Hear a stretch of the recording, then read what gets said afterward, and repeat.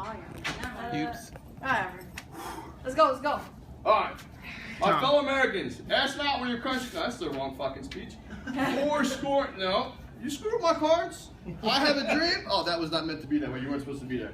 Alright, seriously, now that I have your attention, we're going to do a presentation on Loreal. Before we start, I want everyone to stand up. Come on, don't be lazy. Stand up. Everybody turn to Mr. Fazzari over here. Give him a nice round of applause for making us do this boring shit every day. They can't get any more boring than this, so we're going to talk about makeup today.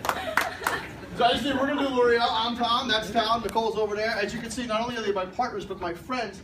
They screwed up the spelling of my name on our presentation. Very professional to get going. Good. So I'm going to cover the history from 1900 to 1930. First, the company was started in 1909 by Eugene Schuler in France. He started just by making hair dyes and sold them only to Parisian hairdressers. In 1920, 11 years later, the company went worldwide, which is a huge feat at that time because there was not many worldwide companies in 1920. And in 1928, they were the first to put the shampoo on the market. French became more aware of their personal hygiene. I don't know about you, but when I think of French hygiene, I don't think I think more like poo-poo. So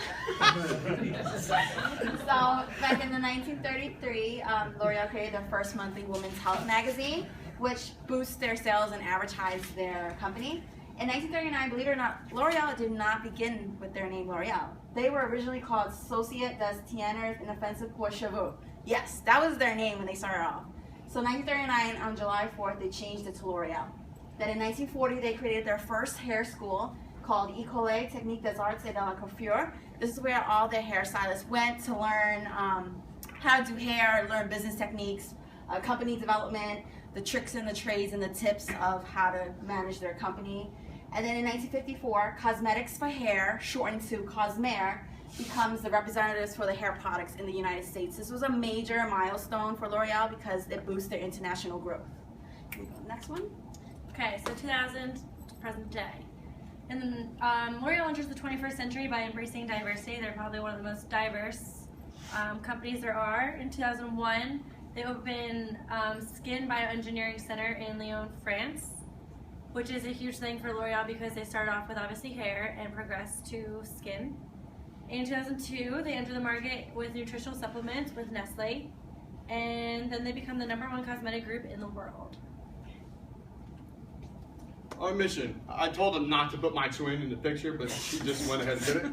These are all L'Oreal models, by the way. Beauty is language, beauty is universal, beauty is science, beauty is commitment. L'Oreal is offering beauty for all. And then L'Oreal's mission is, our vision, together we will make beauty sustainable, together we will make sustainability beautiful. And how they accomplished this was by a strategy called universalization, which is basically globalization that respects differences. As the company grew, with growth came responsibilities. They wanted to take care of the planet. They didn't want, people to, protest against them. So they're trying to become a more eco-friendly company. And their ambition for the next few years is to gain they already had it, another 1 billion customer by following these 6 values that Nicole will cover. Okay, so their 6 values include passion, innovation, entrepreneurial spirit, open-mindedness, quest for excellence, and responsibility. So their values embody all these things, and as I work in a salon right now that is L'Oreal exclusive, I see them monthly, and I can say that the people that work with L'Oreal, who are trained by them and who come and train us, they value all these things immensely, and it teaches us to kind of follow in their path with their values and help with our own business ethics as well. L'Oreal's code of excellence is very simple. Our products are integrity, respect, courage, and transparency. They hide nothing. Everything is left out in the open. They want to keep nothing from their employees, their stockholders, and their customers. And as Nicole was saying, L'Oreal is big on their diversity in their company. Here's a quote from John Paul Agan, their CEO of L'Oreal. A diversified workforce in every function and all levels strengthens our creativity and our understanding of consumers, and it enables us to develop and market products that are relevant. And actually, they're so big on diversity that in 2005, they created the diversity balance sheet, which which it took place in a 5-year period, and it measured and tracked their achievements and the rates of progress in their area of diversity. So they're really big on it.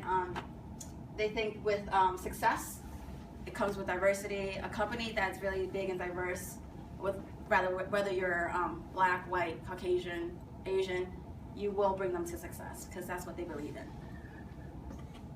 Okay, so everyone here, when you probably think of L'Oreal, you probably think, okay, women's products, you know, whether it's shampoo, conditioner, color, anything like that. What people don't know is how much L'Oreal owns, and L'Oreal owns almost everything. Anything that you could possibly think of. So as you stated, they obviously own like the hair products such as L'Oreal, Redken, Kerastase, Matrix, and the more popular stuff that you guys will find in your regular Stop and Shop or CVS, such as like L'Oreal Paris, Garnier Fructis, Maybelline, and they even own nail products such as Essie. And then you come to the more diverse brands that they own, such as Giorgio Armani, Lancome, Urban Decay, Ralph Lauren, Diesel, and as you can see, all these different brands that you probably never thought that they would own. But they own a lot more than just this, and this is just the beginning. They kind of like to take over other companies and bring in their own as well. And this is just advertisements that you'll see daily that are in magazines, on TV. As you can see, this is kind of like their lower line of stuff. It's not their true professional lines, but they are everywhere. You can find them almost anywhere, and they're advertised everywhere. And since L'Oreal is big on international growth, this is their campaign for the men in Japan. And it's skincare for men. And as you can see, this is targeted to men, very diverse.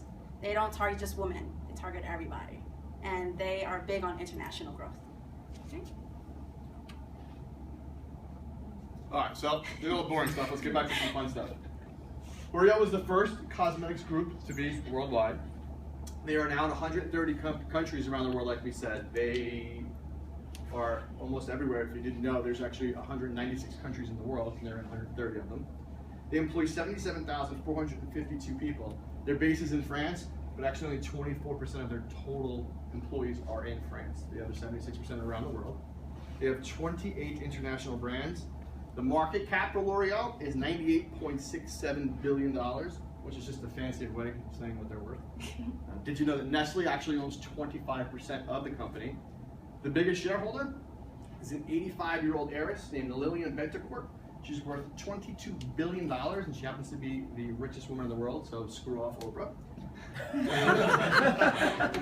Remember, this all started because Eugene Schiller, a chemist, wanted to develop just a simple, basic hair care formula. And they are ranked number 32 in Forbes' most valuable brands, and they break their brands down into 5 groups: consumer products, professional products, luxury products, active cosmetics, and the body shop. The end. And for all those people who like Marvel Comics, Thor and Loki. So I come across these things as I'm like scrolling through, and this is like called like Thoriel and Lokiel, and I just find it like hilarious. And any questions? Oh, thank you for your time.